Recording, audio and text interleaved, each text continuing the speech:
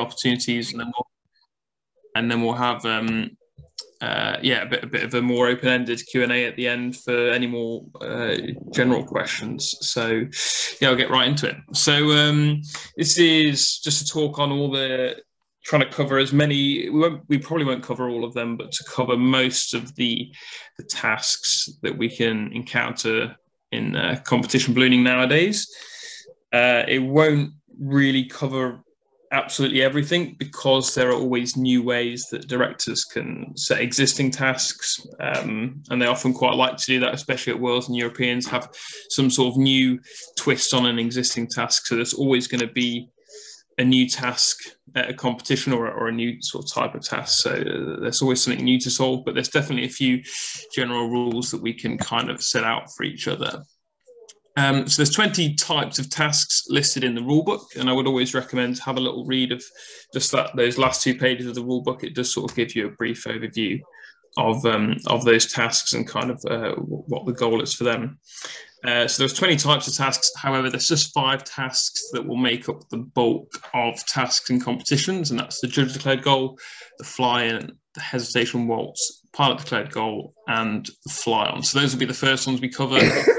To have a little look at those, and yeah, like I said, I've got some stats later on, but they kind of will cover most of the tasks that you'll encounter, and they're pretty straightforward. They're easy to learn, hard to master. Like I said before, these are just general guidelines, so this is not going to cover every type of way that these tasks can be set, but just the more common ones, and there's always a different way. So I'd always make sure to read the specifics of the task that you're actually flying. Just a small difference in detail in the task sheet can make a large difference into the way that you actually need to fly the task. So I've kind of grouped roughly the tasks that we can experience in 3 main groups. The first group there on the left is probably the most common one. We've all probably flown this or seen this type of task in some form or another, and that's just a physical target. And whether that be a physical target that we're taking off and all flying towards the same one, or it can be an individual one selected, but it's basically just any kind of target on the ground that we're flying to. The second category is a virtual target. So this is some sort of target that again can be set by us individually as pilots, or either by competition officials, but it's basically just some kind of target that's in the sky. So it's similar sort of skills to flying to a physical target. However, it's a lot more instrument flying, to use kind of more like a general aviation term, much more instrument flying than visual flying, because we're relying much more on navigation software and altimeter and sort of flying towards that. And the last category is basically everything else. I put other virtual tasks, but it's quite a broad church really that fits under that, because all of those tasks there, 3D task, angle, elbow, are all quite different to each other, and land run as well. And there's a few other ones that kind of fit into that really there's no real general summary for that, other than they kind of each require their own kind of approach. So we'll start off with the judge declared goal, which I'm sure everyone here has flown to or has seen someone fly to one of these. This is just a set of coordinates that is, we've got a little animation here which should play, just to illustrate it for everyone. It's very high tech, this is. I hope you realise how long this all took.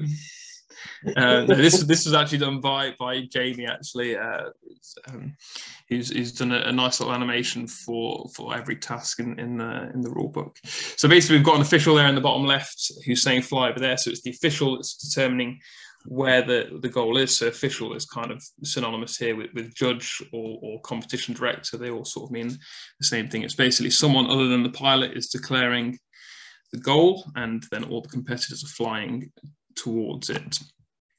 I've put here that it's a bread and butter task. It's really the simplest one that we can go out and practice just by setting a set of coordinates and then flying towards it.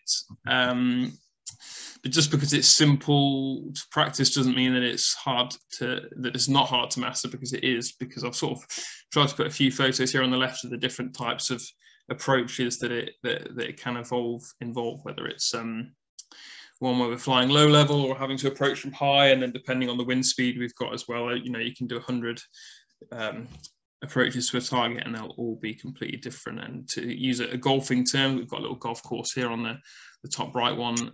Depending on the lie we've got as well coming into the target, we can have some trees that will be in the way, or we've got a nice open run in like we have on the left there, and these can also be factors to think about on our approach into the target.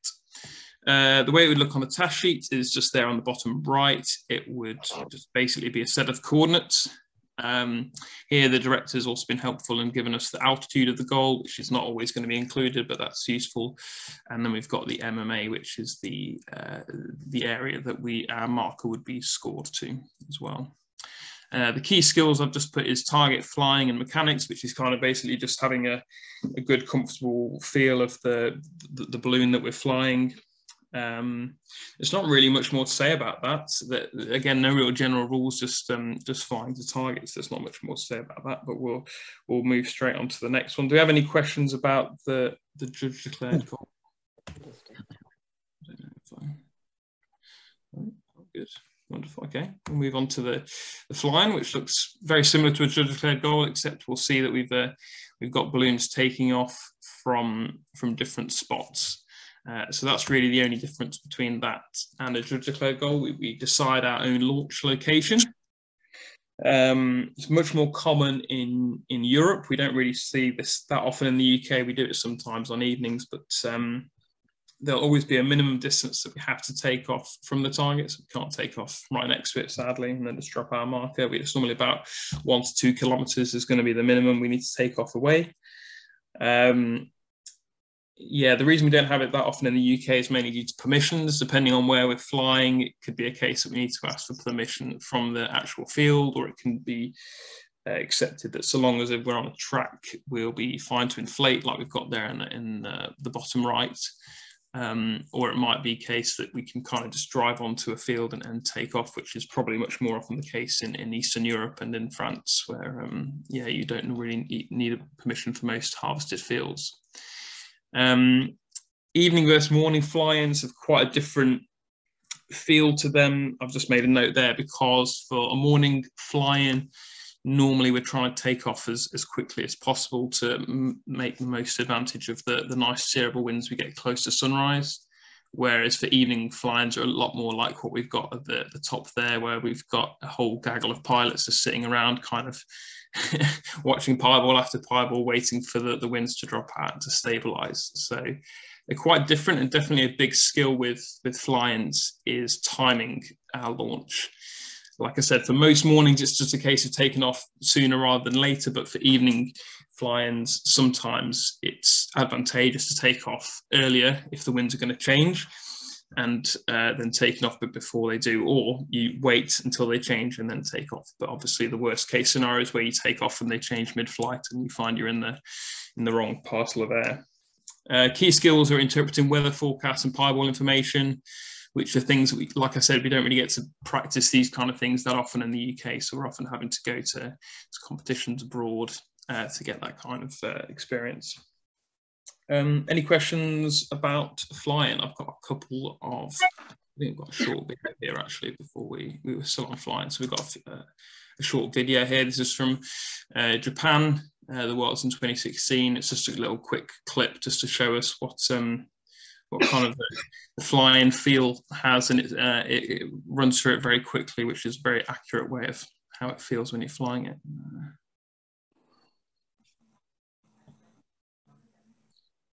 So I don't know how jittery it is for all you watching, but basically, yeah, we're just driving out to the launch site, looking at the tasks, where can we take off from, look at a pieball, and then very quickly spring into action. And depending on how happy we are with that first pieball that we look at, it can be a kind of rinse and repeat of watching a pieball moving, watching another one, and then doing that 3 or 4 times.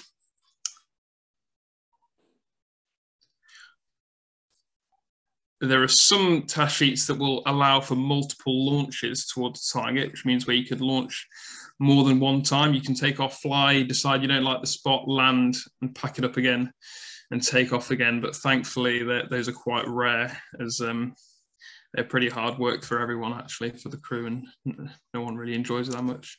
And then hopefully if you're in the right spot, you see this, which is lots of other balloons popping up all around, which gives you a good sign that you're probably somewhere in the right spot. I'll just move on there. That's all we need to see on that. This is kind of how we're flying. We look on the task sheet. It doesn't always need to be the first task on the task sheet. Here it's the second one. And the key bits of information are up here in the flight data, which is the minimum distance of the ILP, which stands for individual launch point to goals. It's 1,000 meters, so 1 kilometer.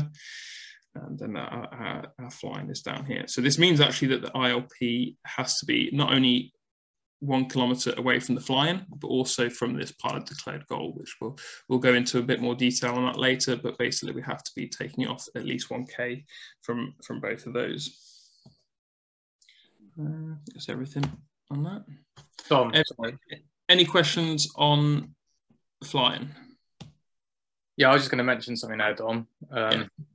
It's just with a flying, you've also got to sort of think about the other tasks on the task sheet, because the flying could just be the first task on a task sheet that could have up to 5-6 tasks on it. And I know I've been in an instance where you just focus on the flying and you forget about the tasks at the back end of a task sheet. And I think a lot of us that were competed at the GP at Uttoxeter last year got caught in that spell where we all focus on the flying and didn't think about the Watership Down after. Yeah, thanks, Dan. Right, move on to the next one, which is hesitation waltz. So very brilliant animation here again. So here we've got the same official. It's very similar to the judge declared goal, except we've got fly to one of those. So we've got multiple targets that are available, and we're just dropping at one of them. It's also called a multiple judge declared goal in the States, which is a nice, easy way to think about it. That's basically what it is. We've got multiple judge declared goals and we're just flying towards one of them. It's going to be 2 or more. There's no upper limit on how many. I think the most I've ever seen for one hesitation waltz was around 8. It can be more than that. And there's no limit on how close or how far away they need to be from each other. So here we've got an example on the top right where we've got 4 targets all in the same field. This is the World Championships last year, and yet you're just dropping your marker at whichever one you get closest to, and you'll just get scored to that one. And then in the bottom right, we've got probably a much more standard type of hesitation waltz, where if you see at the right-hand side of that map over here, we've got 2 hesitation waltz goals about 1 kilometer apart from each other, which is a bit more standard. Sometimes, most of the time they're set spread out where only one is achievable, but sometimes they'll be kind of in a line, one after each other, which is a little bit more like what we've got here at the top, which gives us the conundrum of whether we stick or twist. If we're flying pretty close to one of the goals, like 20 meters or 30 meters, the choice is then, do we drop there or do we try and improve our result on the next one, which is kind of where part of the hesitation side of the hesitation waltz name comes from.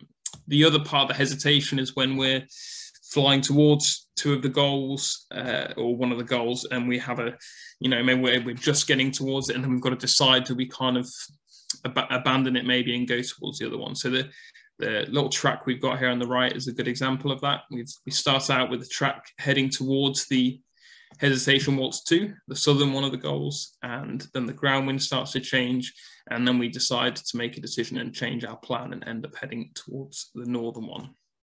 So the key skills there are put a decision making, which is a very, very broad term, but also adaptability, which is making a decision of which one we go for, but then also being ready to change that decision as the conditions change. And every pilot that's flown several hesitation waltzes will be able to tell you times where they changed their plan and they shouldn't have, or where they didn't change their plan and they should have done, and that you'll be no different, I'm sure, when you start moving towards them. But that's kind of the whole fun of it.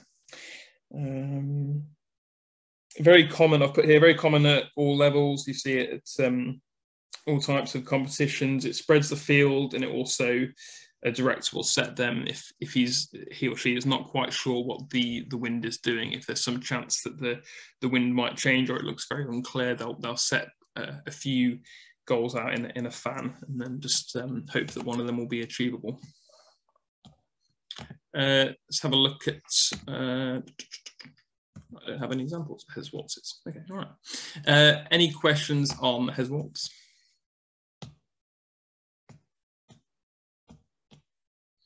All right. Move on to the pilot declared goal.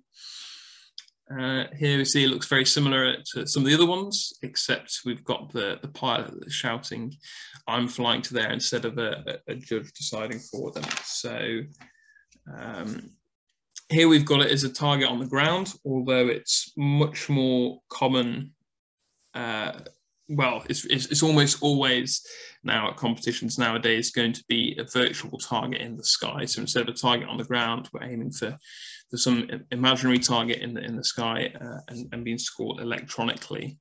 So I've put virtual target there, declared by the pilot before takeoff. That's what kind of defines a pilot declared goal. It's almost always before takeoff. It doesn't actually always have to be, but basically is always going to be, most of the time will be before takeoff. Making sure the declaration is valid is something I've put here. That's really specific to whatever the constraints are of the pilot declared goal we're flying, but there'll normally be constraints about how far we need to be away from the pilot declared goal that we're declaring, and then sometimes there'll be additional constraints on how far that goal's got to be away from the other goals on the task sheet that we're flying. So it's just about making sure that we've got a clear understanding of that when we're looking at the task sheet, so that we know what options we've got available to us. And again, that'll change really with every individual pilot declared goal. There's no general rule for that at all. What altitude to declare? Most of the time, this will be 3D scoring, which means we're not only aiming to a set of coordinates, but we're also aiming to a specific altitude as well. And there's some general guidelines for an altitude to declare. I'd normally recommend between 500 feet to 1,000 feet above the surface is kind of what I find works quite well. But sometimes people might prefer to have it near the surface, because then you can have some physical reference point to aim for. You can declare your pilot declared goal over a junction. So here on the left, we've got the old way that pilot declared goals used to be with an observer marking out an intersection. You can still fly it like that. When you get over it, instead of dropping a physical mark, you just push the electronic mark. And that is definitely useful to do, even if you're declaring the goal at a higher altitude. But just if it's at a higher altitude, you'll need to transition away from looking at the target for the last 30 seconds, minute before you hit the target, and focus more on your instruments, because that'll give you a more accurate reading there. But you can fly without a moving map. You just try and declare it over an intersection, and just push your electronic mark when you're over it. It just won't be quite as accurate as flying it purely on the instruments. Get comfortable with the Balloon Live app. I've got some this is what the Balloon Live app looks like here on the right. If you're thinking of doing competitions, I'd absolutely recommend just to download the app. I think it costs about £7 or £8 or whatever. And you can just kind of practice it on, you can practice it on your private flights or commercial flights, whatever you're doing, or you can even just practice it at home, just to kind of get good familiarity with it and make sure you understand how everything works, and have a look at a few practice task sheets and just practice declaring some goals and getting comfortable with it. It's all available to use. Most of the time I'll put here the pilot declared goal will be in between other goals. You'll have a takeoff spot and then a judge declared goal, and you've just got to decide really where to put the pilot declared goal in between the two. So sometimes there won't be that much flexibility. It'll just be putting it somewhere where you feel very happy flying towards it. I think we'll move on to some examples of what it looks like on a task sheet. So here we've got, this is the task sheet we looked at before. We've got the pilot declared goal. So we've got method of declaration is in logger goal 1 before takeoff. And this is a bit more obvious if we look at the app. Here, basically, when we press the declare button here, we'll get an option of which logger goal do we want to declare it in. Because some task sheets might involve us using multiple declarations. So we just select logger goal 1. And then we put in an 8-figure grid reference. And that's really it. And we can redeclare it. So if we declare something and we don't like it, so long as we haven't taken off yet, we can declare it again. Number of goals permitted is 1. This is I've got a few examples later on where we actually can declare more than 1 goal for one task, and then it becomes a bit more of a pilot declared hesitation waltz, if you want to think about it, where you've got multiple targets for one task that you can aim for, but in this case we've only got 1. Here it says any point in the contest area at an altitude of 2,000 feet. So that means that we don't have to declare the altitude ourselves. The altitude is set for us, but we still need to be flying towards that altitude. It is still 3D scoring, so we're still trying to get towards that altitude. We just don't need to worry about declaring it ourselves. And then these are the minimum and maximum distances that I talked about, which is 1 kilometre and 3 kilometre maximum from where we're taking off from. Here we've got another pilot declared goal example, pretty similar to the other one, except the main difference here, so it's still log goal 1 before takeoff. The main difference here is that we've got any coordinate with altitude, so we have to declare the altitude ourselves. There is the constraint though that it must be at least 1,000 feet higher than the declaration point. Here in this example, because we're declaring it before takeoff, our declaration point will be on the ground, so it needs to be at least 1,000 foot higher than the ground. And then there's no maximum and minimum 3 kilometers away from where we take off from and where we declare the goal. Dom, just on that, if I don't declare it 1,000 foot higher than my declaration point, what happens? Depending on how close you are to that 1,000 foot limit, most of the time it will probably be an invalid goal, which means you'll get a no result. And that's why I said in the pilot declared goal thing, try and make sure that we've got a valid declaration. If I'm not 100% sure, I think if you're close to the limit, so let's say you picked it at 900 feet, for example, you might get. No, I think it would be an invalid goal. I'm not sure on the rule. It's penalty points based on the percentage you are away from the amount.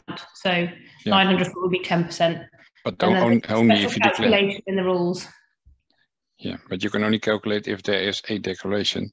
If there's no declaration of altitude, then there's no score. Because what will then the percentage be? 100%?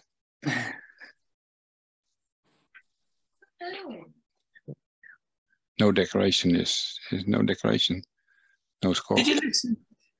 Did you listen to my protest at the Nationals, Dom? No, so, I had to catch the ferry. So for the people that are new here, just declare it higher, declare it within the parameters, and you'll avoid a lot of headache as well as as well as an undeterminate. We're not sure what you get. You will be penalised somehow. We're just not quite sure. It's in the rules though. How much? Yeah. Also write the coordinates in the correct order. Thank you. Are there any questions from any of the newer faces here on pilot declared goal? We're very happy to take any questions. There's no question that's too stupid or unreasonable, so please do feel free to ask. Hi, Dom. I've got a question. Yeah, who we got here? Lawrence, yeah, go ahead. So, obviously, pilot declared goals these days are all done on your app, on your loggers, etc. But when you've got a task sheet and you're looking at it, are you then thinking, well, I don't need to have a visual goal on the ground to use as a reference, I can just do it digitally? Or do you look at it and go, well, it's still worth trying to find a good reference on the ground as well as knowing that you're going to do it digitally anyway? Or do you just think it doesn't matter, it can be in the middle of a field with no reference physically? Yeah, no, it's a good question. I guess it depends a little bit. I like to have a physical reference if there's one kind of in the area of where I'm aiming for. So I work out normally a general area of where I want to have the pilot declared goal, somewhere in between, let's say, 2 other tasks on the task sheet. And then I'll look within that area and see, is there some intersection that's available that I can just put it over? And then even if the goal's at 1,000 foot, I've still got like a a physical reference there when I'm flying towards it, and I can see that, okay, I'm coming up across this wood, and at the end of the wood the target is, and yeah, that lets me help. I find that a little bit easier as a gauge of how close I am to the target than just the ETA on my navigation. But that's probably just because we're all used to flying to a physical target a lot more than we are to an electronic one, but that's a bit more of a preference. It also depends a little bit on the altitude. Like I said, it's more important if the goal is lower to the ground to have a physical reference. And then obviously the altitude is depending on a number of factors. I didn't mention it before, but it also depends a little bit on the wind speeds that we've got available to us. Ideally, we want to have the pilot declared goal somewhere where the wind speed isn't too fast, so we've got a bit more time to react, but also where we've got a good transition layer between winds, so where we've got a little bit of a left turn, a little bit of a right turn just available there around that altitude if we need it. So, yeah, Dom, I have a question, mate. Go ahead, Victor. Yeah, by the way, good morning, everyone. Listen, go back to declare goal. Let's say the wind conditions will make me to declare goal at 1,000 feet exactly. And in case I'm missing the declare goal by, I don't know, 800 feet, below the 1,000 feet. And to avoid penalty in case, do I need to push the drop if I'm not sure that, I will get anything? Is it just do not push the bottom drop and just miss this goal, or trying to get at least some score, push the drop, but I will take the risk to get the penalty? Is it correct or not? I think what you're asking is, will I get penalized if I drop the marker below 1,000 feet? Yep, exactly. Yeah. So no, in this example here, you need to be declaring the goal 1,000 foot above the surface, but you can drop your marker below that. So let's say we declared this goal at, I don't know, 1,100 foot. It depends how high the ground is here in Slovenia, which it was a bit high. But let's say we've declared it at 1,100 feet, and that's okay. We can still drop our marker well below that. We can even drop it below 1,000 foot. That's not penalised here in this setting of the task. As I understood, it means I shouldn't declare the goal below 1,000 feet to avoid penalty. Correct. Yeah. Yep. Okay. Thank you. No problem. You can drop wherever you want.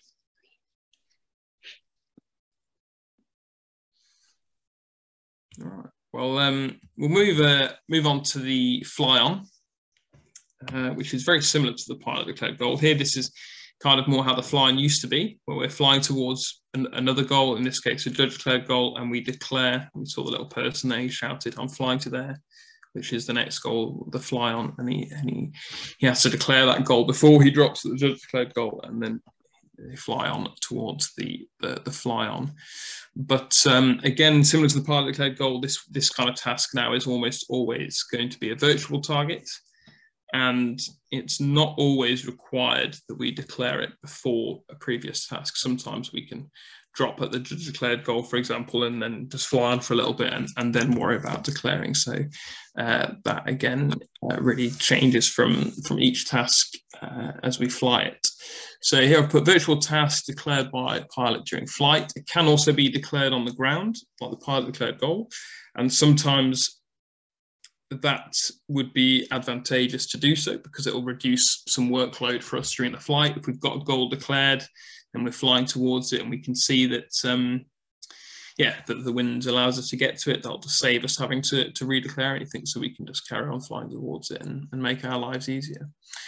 There are some times where we might not want to declare it on the ground though, so it's not uncommon to have a little clause like we've got here on this fly number 4 here, where it says maximum 1 valid declaration, where basically we'll have a limit on how many valid declarations we can have for that. And that is normally because basically in times where there wasn't a limit on valid declarations, you could just declare a fly on, fly towards it. If you weren't happy with your result, you could just redeclare it again and repeat and rinse and repeat until you got a good score. So that's kind of why a lot of these fly-ons now will have a limit on how many times we can declare. So in this case, we might not want to declare it on the ground because that would use the power one valid declaration. And if we were flying along and then wanted to change it, we wouldn't have that option. So in this case, a good way to kind of deal with this is that we could plan everything on the ground. We could plan where we're going to have our goal. We could have the coordinates ready, written down somewhere so that it's ready to declare into our app when we're flying. Just reduce that kind of element of the workload. And then if we're happy with everything, like we were before, then we can declare it and everything's ready for us. And if not, then we have to move it and we have to do what we had to done anyway. So that's what I put there. How many times can I redeclare? That's quite an important thing to remember. Do I need to declare before previous task, or can I worry about it afterwards? So like I tried to explain before, sometimes it might say, it doesn't on any of these, I couldn't find one where it did, but sometimes it might say must declare before task, I don't know, 3, for example. In that case, you know, when we approach, we need to be thinking about this before we're even approaching task 3, let's say, if that was the case, because if we're approaching task 3 and we haven't declared our fly-on, then we're already running into a bit of a difficult situation.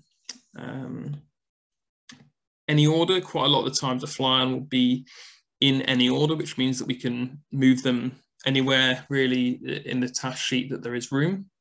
So a lot of the times there'll just be a fly-on that'll be put as the last task in the task sheet, but it'll say in any order. So there might be the option to fit it in earlier in the task sheet. And if it's going to be like a really slow wind day where it's going to be a long flight, then that might help us save time later in the flight if we can squeeze the fly-on in between 2 other tasks. Key skills, flying to target in the sky, similar to the pilot declared goal, and multitasking, because it tends to be something that we're having to think about during the flight, and also quite often whilst we're flying other tasks on the task sheet, we need to be thinking about the flight on it and where can we fit it in best. Other than that, really the same kind of rules apply for the pilot declared goal about what altitude we declare it. Putting it as some sort of physical reference, like a junction or a church spire or something, can help a lot.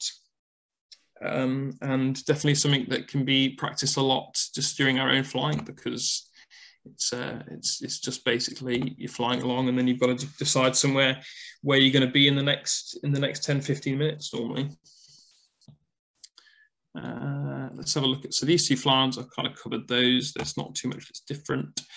The one here that's worth reading, it says any coordinate goal altitude must be at least 500 feet higher than the declaration point. So this is also semi-common to see where there'll be some kind of limit on the difference between our height and the goal, which is what we saw on the last one with the pilot declared goal, except with the pilot declared goal, our altitude was fixed. It was on the ground, whereas here now our altitude, our declaration point is moving as we're flying along, that declaration point is moving. So there are a few ways we can approach this. We can either decide what altitude we'd like to have our pilot declared goal at, our fly on at. Let's say we want to have it at 1,500 foot. We just need to make sure we then descend below 1,000 foot in this example here, to then make sure that we've got that 500 foot buffer between our declaration point and our goal. Or we can just work out whatever altitude we're flying at now and put our goal 500 foot or more above it. Normally, I'd recommend to leave a little bit of a buffer like 600 foot, because obviously you'll look at your altitude, you'll start declaring the goal, and then your altitude might have changed. You might be climbing, and that you might lose some of that buffer. So just be aware of that whilst you're declaring. We've got a few more examples on fly-ons before we take questions. Here we've got fly-on here, method of declaration, log goal 2, any coordinate with altitude. Just like the other one, we've got to must be 500 foot or more above declaration altitude, and 3D scoring. And the main thing to look at this one here, the bottom, I was going to say, is this says we've got number of goals permitted 2. So method of declaration is in log goal 3 and log goal 4. So that's like I was talking about before, where it's kind of like a pilot declared hesitation waltz. We've got 2 goals that we can declare, and then we'll just get scores to whichever one we get closest to. Another thing to note about this bottom one is it says you should declare before crossing 95000 east, which is another quite common way for these to be constrained. There'll be some kind of easting or northing grid line, and we've got to declare all of our flying goals or our flying goal before we cross that grid line. This is how a flying will look quite often when we're flying. Yeah, we'll just transition to looking more and more at our electronic map. Here you see we've tried to declare it near a junction, just to give us that physical reference point as we're flying towards it. And then the main things to be looking at are our heading, our bearing, estimated time to the target, and then our altitude. And obviously we're trying to line up the heading and the bearing to each other and the altitude to whatever the altitude of the goal is. Any questions on the fly on before we move on to just kind of summarising the tasks that we've covered so far? Dom, I have a question, mate. Could you come back to one to previous page? Yeah. With the task? Yeah. Must be 500 or more above declaration altitude. What does it mean?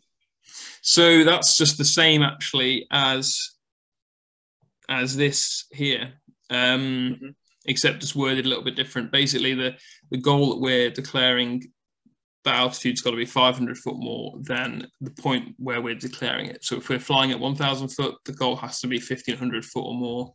If we're flying at 1,500 foot, it's got to be 2,000 foot or more. They're just, yeah, different ways of wording the same thing. No, I'm still not clear for me. We're talking about 3D declaration, is it correct? Yeah, so the declaration is with an altitude. So we're going to declare a set of 4-4 grid coordinates, and we're also going to select an altitude. I think you can't really see, but here's kind of the screen we get where we've got an easting. So 4 digits we've got to declare for an easting, 4 digits for a northing, and then here at the bottom we've got to declare, well, up to 4 digits for an altitude. Yeah, no, I'm clear with this. The question is, let's say I declare, 1,500 my goal, yeah, and it means I will be scored only at 2,000 feet. That's the question. It's plus 500. No. It means the declaration point means, or the declaration altitude means the altitude you are flying at the moment of the declaration.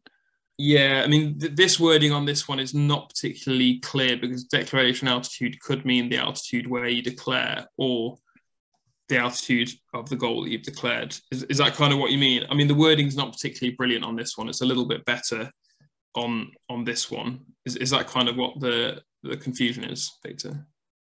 No, the confusion is if I declare the goal at 1,500 feet, for instance, yeah, and it means, do I need to fly at 2,000 feet toward the target, or what means those 500 feet above declaration altitude? It means surface, or it means the declared altitude? I'm just slightly confused with. Yeah, I'm not sure if I'm explaining it very well. It means that when we're flying along, we're going to be declaring our fly on, and let's say we want to declare the flying goal at 2,000 feet. The point where we're declaring it, where we're putting it into our app, putting it into our computer, at that point we need to be 500 foot difference from that. So we need to be 1,500 foot or below when we're declaring it. Then once we've declared it, as soon as it's inputted into the logger, then we can start climbing up to 2,000 foot and starting to fly towards the flying. But it just means the point where we put it into our app and push that button, at that point where we say declare on the app, we've got to be 1,500 foot or below if it's at 2,000 foot. Yeah. We're talking about the particular way how you declare. You shouldn't be at altitude which you declare during the flight. Is it correct? Yeah, correct. So the reason that they have a lot of these will have this is because it used to be quite common before they had this clause. It would be quite common for for pilots for their fly on would just sit at 2,000 foot. You could sit there for a minute, let yourself stabilize nicely, find out what track you've got, just sit there at 2,000 foot, and then you could just declare your goal 2 kilometers ahead of you on that line. And you'd hardly have to make any adjustment in altitude, you know, maybe like a small correction here or there, but you could just sit at that altitude and just fly very nicely towards your flying goal. So this is kind of, this clause is to make you have to do some kind of approach, is to make you have to do some kind of climb into your target or some kind of descent into your target. Yep, understood. Now I understood. Thank you. No problem. Yeah, all right. Good. So we'll just summarize the judge declared goal flying, Hare, Waltz, PDG, and flying. I've got some stats here for stats lovers. So 10 out of the 12 the tasks at the UK Nationals last year were one of these 5 tasks, and 23 out of 32 in the Worlds last year. So 71% were.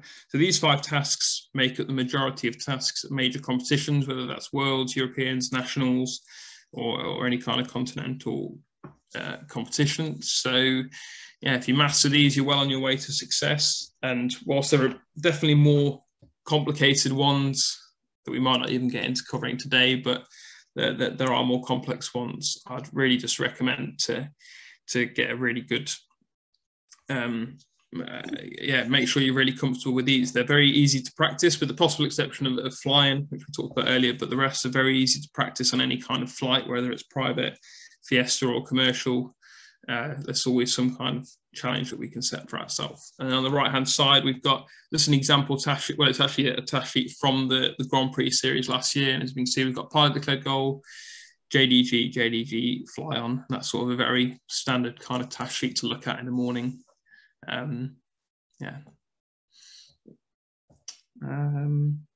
Any questions on those 5 tasks?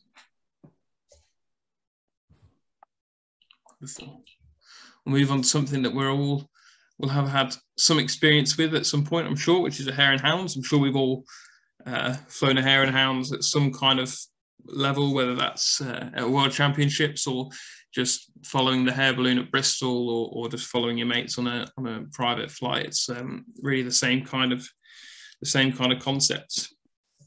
Watership Down, I've just grouped them together because Watership Down, whilst it sounds like a very strange and wonderful task, it is just a Hare and Hounds task, except the only difference is that the Hare balloon is not launching from the same location as the other balloon. So most often it'll be like what this animation is shown here. I'll just play it again.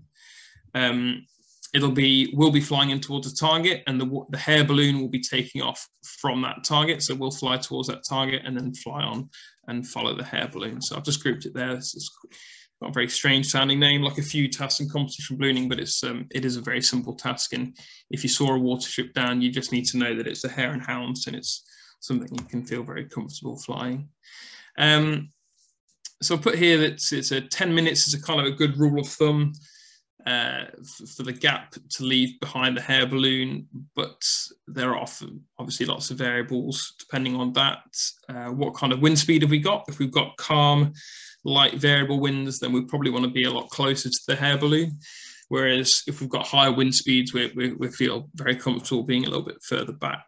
The main thing, obviously, to be aware of is you don't want to overtake the Hare balloon. If you overtake the Hare balloon, then you've really got no control over approaching it. You know, the Hare balloon is just going to land, and you have to hope that you're somewhere near it. I've also put in this one that this is really one. Obviously, crew can help in all tasks, and they can help a lot. But especially with Hare tasks, there's a lot for the crew to do, because the crew can just chase the Hare balloon directly. That's normally what we'll get them to do, and then they can be at the landing position of the Hare balloon and try and get some rough coordinates for the point where it's landed. Because obviously, for the other tasks on the task sheet, the other physical targets will have a set of coordinates to put into our computer and to help us navigate. But for this one, we won't get exact coordinates, so it will be flying off whatever the crew can give us, and then whatever we can see. I've put a few examples here on the right hand side of what it might look like on a task sheet. Sometimes we'll get a photo. Here, this Watership Down one, we've got a photo of the Hare balloon that we're flying towards. And here we see it's a Watership Down. So it's taking off near CLP1, and that's one of the other tasks on the task sheet. You don't need to worry about what this all means, but you just need to know that's another task. and that's where the hair balloon's going to be taking off from. And here's another Hare and Hounds where it basically just describes the hair balloon. It just says white and blue ice cream lab. It's also very common for hair balloons to kind of display the target dangling from beneath the basket. So if there's a busy environment with lots of balloons, there'll normally be one balloon with a target dangling below it to make it clear that that's the hair balloon. Yeah, any questions on Hare and Hounds? I'm sure it's a task that we're all familiar with. Oh, wonderful. Move on to the next one. I've kind of grouped a few ones in together here. We'll start out with the Gordon Bennett Memorial, which again is a kind of a strange sounding task name if you've not seen it before. But it really can be thought of as a judge declared goal, but just with some kind of limited scoring area. So here we've got the man saying that scoring only in the green area. Here it's shaped as a square, but there's no rules on what that scoring area has to be. It can be larger, it can be smaller, it can be further away from the target, it can be closer. There's no defined way. This is quite a common way that it can be set though, which is some sort of triangle with a vanishing point getting towards the cross here. So here, I don't know how well you can see this, but we've got this yellow line here, and this is the target, and this is how it looks in real life. But basically the target is anywhere that's below and to the left of these yellow lines here. So obviously the best point to aim for is this little tip here that's just about a few meters away from the target. And this is how it looks in real life. And here we've got a little video of Pete Gregory showing us how it's done. So let's see if this works. We've all been very good at seeing so many photos of task sheets. I thought we'd watch some actual marker throwing, but now I need to see if it works.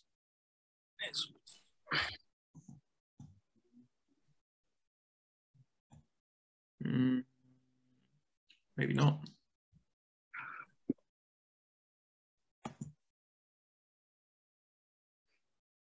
All right. So that one's not working at the moment. We'll try and get back to that one. I've got it later on. This is a different Gordon Bennett task. It's let me just skip ahead because I don't think the audio is working for you guys. This might be a little bit jittery for you, but hopefully you'll still be able to get the idea. We'll just see Andy Marshall's face and I'll have to voice over what he's saying. So here we've got a target and we've got this grass area to the right-hand side. And in this case, the grass area on the right-hand side is all the scoring area. And as soon as we get to this track, which Andy's about to point out, as soon as we get to this track here, that is out of the scoring area. So we've got to make sure that our marker is landing within this green area here. And we'll go ahead a little bit and we'll have a look at Alex Hook doing a very nice approach. And if Alex is in the chat, he's very welcome to voice over his own approach. Thanks, Dom. Can you hear me okay? Yeah. Ah, there we go. So from this flight, I think one of the key points that we talked about is the risk versus reward factor. And one of the things that you have to sort of anticipate in these situations is who else is around you and how the other balloons have done, because it massively factors the scores. If you're very much closer than everybody else. So as you sort of come into this target area, I really don't want to throw this on the pavement. So you essentially play a safe shot there. I think that was jittery, but I did see it land on the grass. And I think, you know, coming after that, Pete does actually beat me by maybe a couple of meters, but in the grand scheme of the scores, because everyone else is either missed or is at the other end of the field, relatively me and Pete would have scored very well. So the priority was making sure I got a score rather than risking it for essentially what would have been a couple of points out of 1,000. Here we go. Yeah, thanks, Al. So yeah, so in this circumstance, I don't know the exact scores, but Pete will have scored 1,000 points and Alex will have got, 970 points or something, whereas, the rest of us will have got much, much less. So even though Pete there was able to beat Alex by, 1 meter or something, yeah, Alex's score is still basically as good as Pete's in the relative scheme of things. So I'll just try and see if I can get the other video to work. It did all work before, but obviously now we're here, it's not. So if it doesn't, it's fine. I can just play it at the end. No, doesn't seem to be. All right, we'll try it later. Move on to the next one. I'll give us a chance to just talk about all those tasks together in a moment, but we'll just move quickly on to the next one because they all kind of group together in terms of like limited scoring area tasks. So the next one is the minimum distance double drop. So this is where we've got 2 or sometimes more than 2 scoring areas, and we've got to drop 2 markers as close as we can to each other within those scoring areas. So here we've got a scoring area A and a scoring area B, and the balloon's trying to drop 2 markers as close as possible within those scoring areas, but sometimes it can be more than 2 scoring areas. This is a very common way to see a minimum distance double drop, where we've got 4 quadrants of a circle, and we're trying to drop 2 markers in opposite quadrants. So either both markers in A or both markers in B, and as close as they can in those areas, but in opposite areas. So we can't drop both in this bottom left quadrant. We have to drop 1 in this quadrant B, and the next one would have to go in the opposite quadrant. So the best way to fly this task is obviously to get right over this point in the middle, and then you've got a choice of dropping, both markers in A next to each other or both markers in B. But then, like Alex was talking about before, if we're not quite over the best point, if we're flying a little bit to the side, it's then the risk reward kind of comes into it in how close we want to get to that point. And most of the time, the case is you probably want to play it a little bit safer than you think. So here's a really good example of Nick Donner, the 2012 world champion, in the championship that he won, actually. And this is the kind of the dream spot we'd all like to be in, where we're right over the middle of the target, really light winds, so we know we can be really aggressive with a throw, and he actually ends up winning this task with 2 great drops. So we'll just watch him here, slowly bimbling towards the middle. He's been very patient here. I think he's been stood here for about 5 or 10 minutes, just slowly working his way in. And you can see here the 4 quadrants are marked out very nicely with tape, so we can see everything very clearly.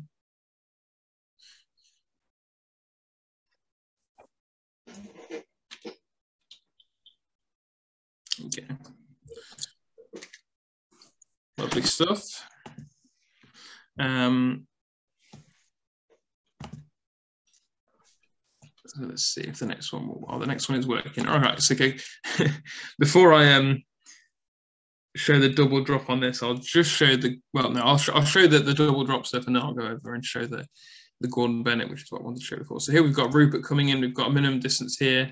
I'll just pause it. So we've got kind of diagonal tapes, not quite as clear as the other one, but you can just about see it, the diagonal tapes going across. It's much higher wind speed, so here you don't want to be quite as aggressive with the throw, so you'll see him being much, much safer, and he still gets a really good score. It's still 954 points, even though they're obviously quite a bit further away from each other. And then Dan's flying over here doing his drop, and Marcus probably won't thank me for this, but Marcus is going to be an example of what not to do, which is being a little bit too aggressive with the throw. So he comes over on a great approach, flying right over the middle, and he actually just drops his first marker a little bit too late, so it ends up drifting into the wrong area. And you can see there it just sort of bounced there, and that means that even though the second marker was in, he gets a no result because his first marker had drifted into the wrong area. So yeah, it's definitely something we've all done. I can't pretend like I've never done that either. I've definitely done that, but that's obviously what we want to avoid. And Ken here does a really good example of what to do, even if you're not in the best position. So here he's a little bit off the center, but he does a really good job of staying really, really low to make his throws a lot easier. And this enables him to get a really good score, even though he's not actually in the best position out of the approaches we'd seen. So this is kind of a good lesson of what to do on not just a double drop, but like on a lot of limited scoring area tasks, just getting lower, like just that extra 10 feet difference there between where Marcus's height and where Ken's height is really makes such a big difference, especially with this kind of wind speed when there's going to be quite a lot of drift on the markers. So we can't really see it very well. It's a bit fuzzy, but you can see his first marker lands just on the edge and his second marker lands just here, and he gets a good score of over 900 points there. So that's the minimum distance double drop. I'll just try and quickly go back to the Gordon Bennett that I was trying to show before.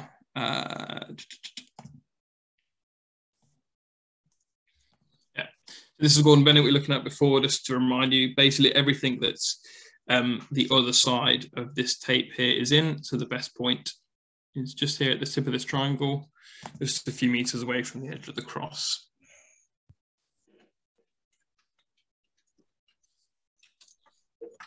And again, we've got a good example there of Pete getting nice and low to enable him to get the best throw, which enables him to win that task.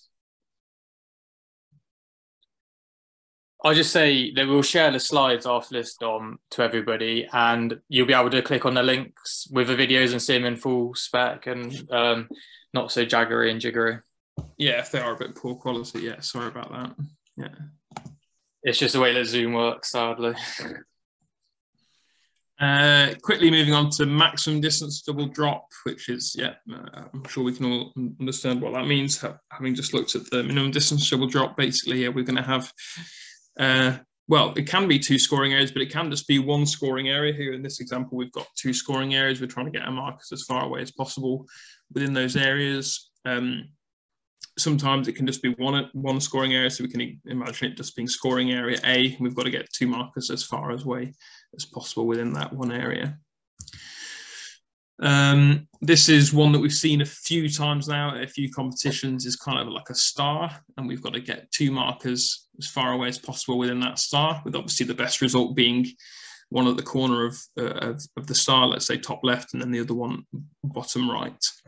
And these photos are from the World Championships 2018, where we've got obviously a lot of markers piled in here towards the star, and we've got a couple of ones that have unfortunately missed, so those would be a no result in that case. Here it's a bit more harder to see on this one. I don't know how well it shows up, but basically just where I'm mousing over, that is the outline of the star on the ground. And you can see a few markers kind of piling up there where everyone's aiming for. Maximum distance, similar to maximum distance double drop, except instead of dropping 2 markers, we're just dropping 1, and then we're being measured to a reference point, which is this red dot here on the left. So that can sometimes be the takeoff spot. It can sometimes be another task on a task sheet.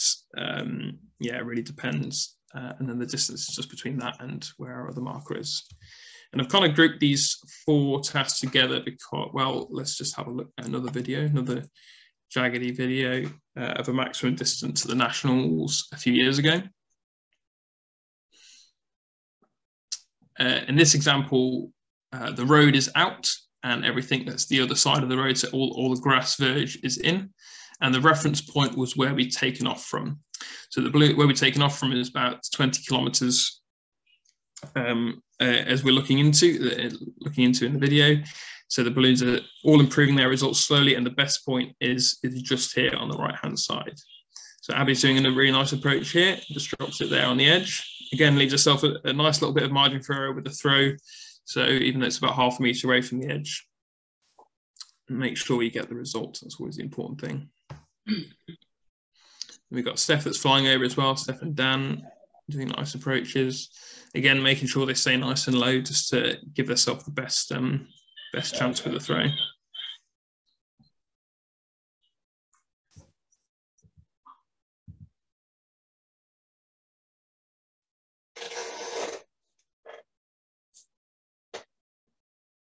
Nice and busy road.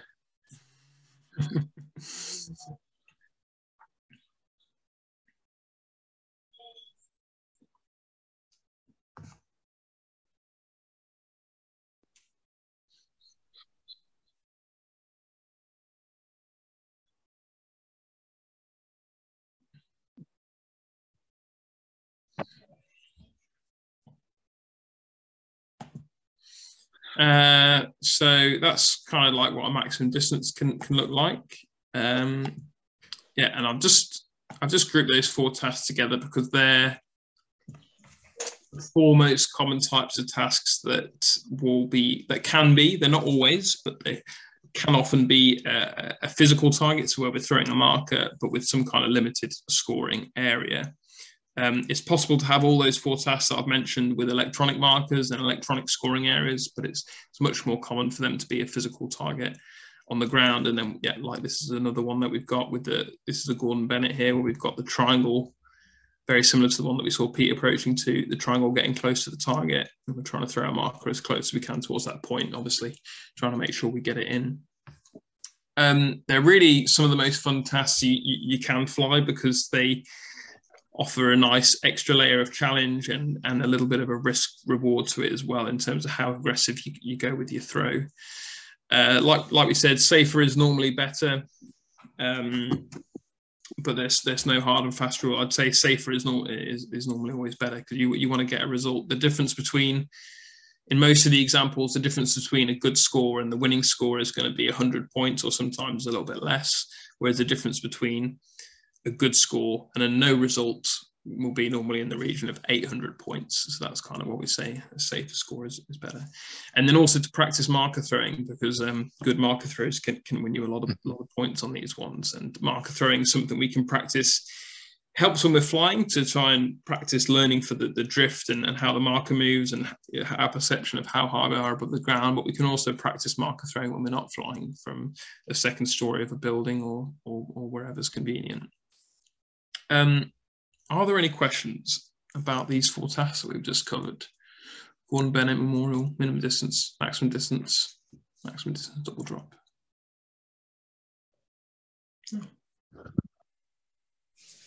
Oh, lovely. We'll move straight on. Well, that's really it. There are a few tasks that are still definitely worth covering, but are not that common, which is why I haven't covered them, especially in the first few competitions you might be looking at. But the ones I've put still to cover are calculated rate to approach, so a CRAT 3D task, which is any kind of 3D shape like donuts and wedding cakes, as you might have heard them called, land runs, elbows and angles. And those could almost, well, 3D shapes could almost have their own talk just dedicated to them themselves, but I thought I'd leave that to another day, because there's quite a lot of information in what we've covered already. I'm very happy to take any questions from the floor on what we've covered, or any other thoughts, if there's anything. This is the open-ended Q&A session of the talk.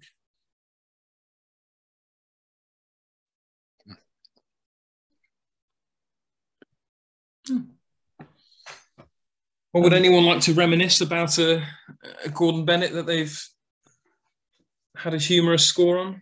I'm sure there must be a few good stories about them. Sorry, Dom, a question from the point of things. Obviously the scoring is based on like who gets closest and the spread of the rest of the field. Is there like a general rule of thumb of how the scoring's sort of broken down, or idiot's guide to how the scoring is all worked out? No, I've been meaning to do a video on it. It's not the most intuitive compared to like other scoring systems in other sports. It's based on a median score. So if you have 10 pilots flying, wherever the 5th pilot scores, that is the median, and then you're all scored relative to that. So for example, if the 5th pilot, it's all based between the gap between the 5th pilot and the winning pilot. So if the 5th pilot scored, let's say 10 meters, and the winning pilot was 1 meter, the top half would be scored relative to how close they are to 1 meter or how close they are to 10 meters. So if you're second place on a task, but you're basically the same as first place, so let's say the winning task, the winning score was 1 meter and the second place was, I don't know, 1.5 meters. If the median is 10 meters, the second place will get, like 980 points or whatever, very, very, very close to 1,000 basically. If the second place result was well, let's say the second place result was 9 meters. Let's say everyone was bunched really around the 10 to 9 meter result, apart from that one person who won the task. Then the second place score would get like 550 points or something, or like just above 500. I hope that explains it a little bit. It's basically relative to how close you are to the winning score and how close you are to the middle score. The no result it's normally going to be around 100 to 200 points if only a few people have no results. But if lots of people got no results, so let's say everyone got a no result apart from the person who won the task, then the no result score can be really high because 800. Yeah, because that's then perceived to be the middle score. So I don't know if that explains it. A better way to explain it is with a bunch of examples. So I'm happy to try and get a few of those to send them to you, Rob, or I really should, just make a video explaining it, because it's like I said, it's not very intuitive until you see a few examples, and then it kind of all pieces together a bit. I sort of like, because you work it out, but just trying to get the whole idea behind the math behind it and where it goes from there. So would the mean person always get the 500 then? So if you were mid-table, you get that 500 automatically. Correct. Yeah. It's actually slightly above 500 for reasons that are even not worth going into. Yeah, but basically the median score gets 500. Yeah. So those above the median get a result according to how well they've done. Those below, it's dependent on how well they do. Whereas those below the median get a fixed number of points depending on where they are in the ranking below the median. Yes. So if you have 10 pilots, the bottom 5 will have 500, 400, 300, 200, 100, and doesn't matter how far they were away. So what you really want to do every flight you do is you want to get a score above the median. Yep. And you're doing very well then. And don't make mistakes. It's easier said than done. If you don't make mistakes, you're on the podium. So. Well, you don't have to win a task to win an event, but you don't want to make more than one mistake in the whole competition, really. Yep. Yeah, we often say that consistency is key, because normally if you look at the winning pilot from a competition, yes, they've had a lot of good scores, but the thing they've normally done well is to avoid having the bad scores. They've just avoided the mistakes, avoided the no results, avoided the missed declarations or whatever. I see that Andy Marshall's asked a very good question, which is, in a task with a target at altitude, is it more important to be close vertically or horizontally, or does it not matter? And it really depends.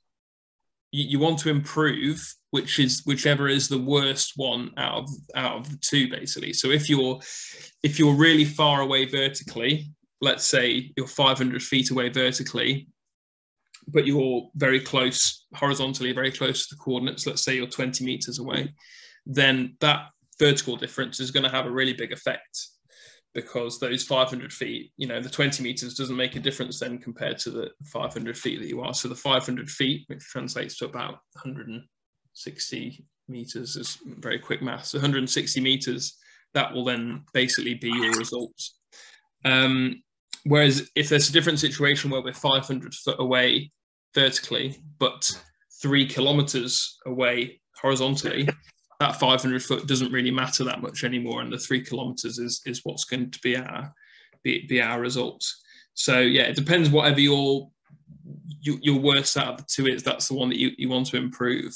A good general rule is when you're about 30 seconds away from reaching your coordinates, which you can tell on most navigation softwares, that's when you want to start improving or start focusing on your altitude, because normally with a 30 seconds you're not actually going to change the direction that much of your balloon when you climb or descend. You're not going to change your horizontal direction, so you can just kind of focus on getting to that right altitude and just sitting there and trying to round out there. That's kind of what I try and do, and it's not a bad way to go. Yeah. I just realised that I just shared a screenshot of the rules, Dom, but that's more actually to do with targets on the ground. Yeah, that's a little bit more about 3D, 2D transition altitudes, which is it's all right. So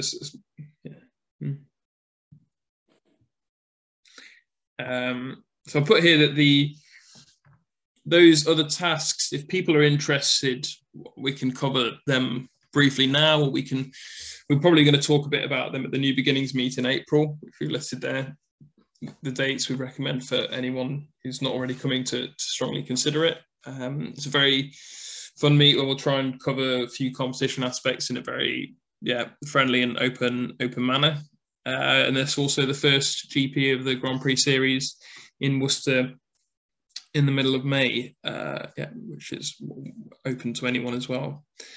The next talk we'll have in our seminar series will be 27th of March, same time. And that'll be, I think it'll be maybe Pete or Dan or maybe me. We'll be talking a bit about technology and ballooning. So navigation software, which is obviously a big factor in some of the tasks that we've covered, especially those virtual ones. Definitely having some tech, it doesn't have to be the right tech, but having some tech is going to go a long way. And also the app that we've sort of mentioned about dropping and declaring, we'll probably try and share some decent screenshots of that and how we're using it. For sure. And maybe some videos, maybe nick some videos offline. I'm pretty sure that there's some on the Balloon Live website. But yeah, hopefully everyone's found that really useful. So thank you very much, Dom, for talking for a good old hour. And if not, we'll see you, we'll see you hopefully in a month's time, and we'll share the link for that. And these slides we'll probably just share possibly on our website or through chat, the means of chat and something else. Okay, So, quick question. I see this is being recorded. Is the recording also shared? Because one of our assuming it saves to my laptop, I'll be able to share the recording as well. Okay, thank you. I did have a quick question, Dom, if there's time. Yeah, there's plenty of time. Go ahead. Yeah. It was just on PZs. I presume if you infringe a PZ coming into a target, is there like a set amount of points you lose?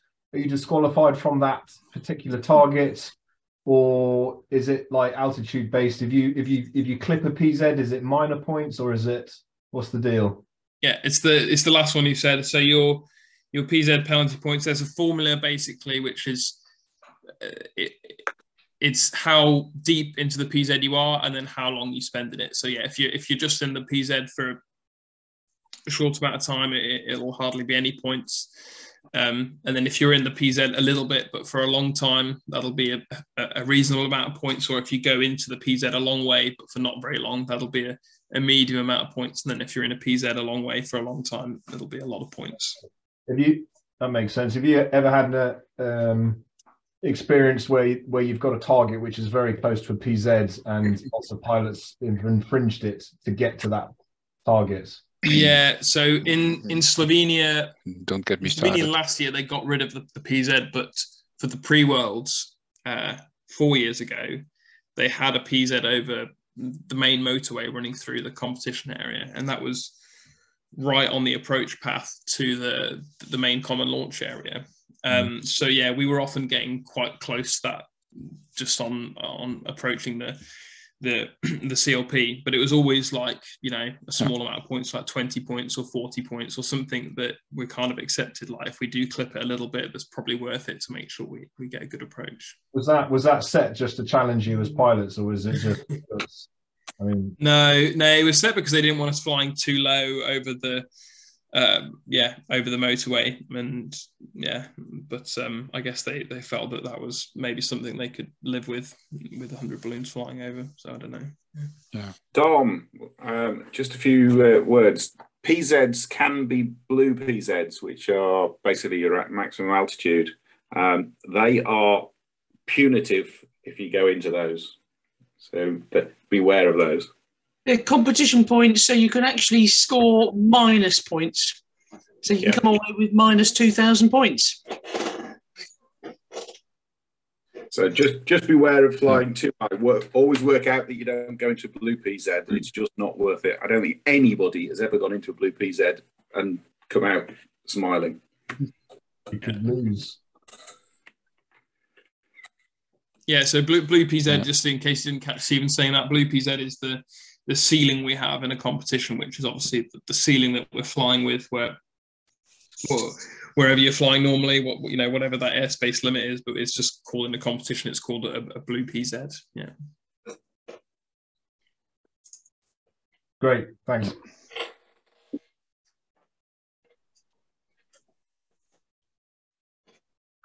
Yeah, well, if there are any other questions that you think of later, feel free to message Dan or myself or the UK comps page. yeah, we're pretty active on that and in making sure we respond, and we can either respond to them directly, or if it requires a bit more in depth, we can